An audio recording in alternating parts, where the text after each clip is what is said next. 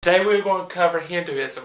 Earlier in this unit we discussed that Hinduism was the first religion of India. It is also the largest religion of India today. In today's lesson we're going to talk about the goals of Hinduism. We're also going to talk about the ideas of reincarnation and karma. And we're also going to talk about the idea of Brahman. So to start off today's lesson we're going to talk about the goal of Hinduism. The main goal of Hinduism is for a Hindu person to achieve moksha. What moksha is the release from the cycle of life, or samsara, that we're about to talk about. In the Hindu religion there is no founder. It is believed to be a tradition that was started by the Aryan people, which we'll talk about in this lesson as well. The main aspect of Hinduism is the idea of reincarnation. Moksha is the release from samsara. Samsara basically means it is the wheel of rebirth. It says that the soul is reborn from one life form to another. That could mean a plant, that could mean an animal, that could mean a higher or lower caste. It all depends on karma. If you have good karma, you can be reborn to a higher or a better plant or better animal. If you don't have good karma, you can be down to a lower caste or a lower animal. We'll talk more about that here in just a second. But reincarnation is one of the main aspects of the Hindu religion. Another main aspect of the Hindu religion is the idea of karma. Karma are actions or deeds that a person in the Hindu religion does during their lifetime. These actions or deeds can be good, they can also be bad. Karma basically says that every action produces an effect based on its worthiness. So, anytime you hear a person say to you or say around you, that's karma for you, or that's just karma, that's what that means. Because you did a good action, then something good is going to happen to you. It also means if you do a bad action, something bad will happen to you as well. Now, how does karma impact reincarnation?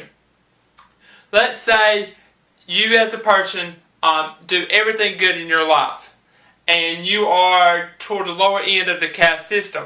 Then you could potentially move up the caste ladder. Now let's just say you are high up in the caste ladder, then you could potentially turn into an animal such as like a cow or a pig that are considered sacred animals in that part of the world. Let's just say the same example. But instead of doing everything good, you have some bumps in the road. Then you could potentially move down the caste ladder, or potentially move into an animal such as a dog or a cat that's not considered as sacred in India. We're going to take a third example. Let's say you do nothing good your entire life. You have all bad actions your entire life. Then you could potentially move all the way down in the caste ladder to the very bottom, or you could also turn into a spider, an ant, something that we see on the floor and we step on it and kill it automatically. But your main goal in the Hindu religion is to achieve kind of good karma at all, or most of the time. There are also 4 stages of life in the Hindu religion. Once the Hindu people get through all 4 stages, then they can begin the stages of reincarnation and samsara. So what are the 4 stages? You have the student stage, which is birth to basically when you get done with schooling. The second stage is householder. It's when you get your first job, when you get married, when you have kids, all the way to forest dweller. Forest dweller is when you have your first grandchild. Then you have sannyasi.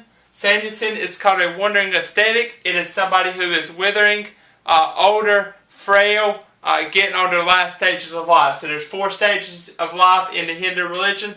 There's the student stage or schooling stage. There's the householder stage, when you get your first job, married, have kids, all that. Then there's forest dweller when you have grandchildren. And then there's sannyasi when you're getting older, you're getting frail, you're on your last wits of life. The final thing that we're going to talk about in Hinduism is something called Brahman. Brahman is considered the upper being of the Hindu religion. it is who they basically practice to. He is not considered the ultimate reality though, because he can be seen. He can be visualized. Brahman's lifespan, Brahman's life, each day of Brahman's life is 1,000 times the whole of human history.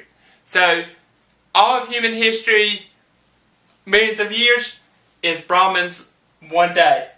Okay? Brahman's one day. So, don't get tricky. You're going to have to kind of study that a little bit more. That's going to be a tricky part on the North Carolina final exam. But that's the tricky phrase. Now, in today's lesson, we have talked about the goals of Hinduism to achieve moksha. We've also talked about reincarnation, the samsara, the wheel of rebirth, and that depending on karma or actions or deeds, you can achieve a higher or lower level of caste or plants or animals. There's also 4 stages of life: student, householder, forest dweller, and citizen. And there's also Brahman, the upper being. This ends the Hindu lesson for today.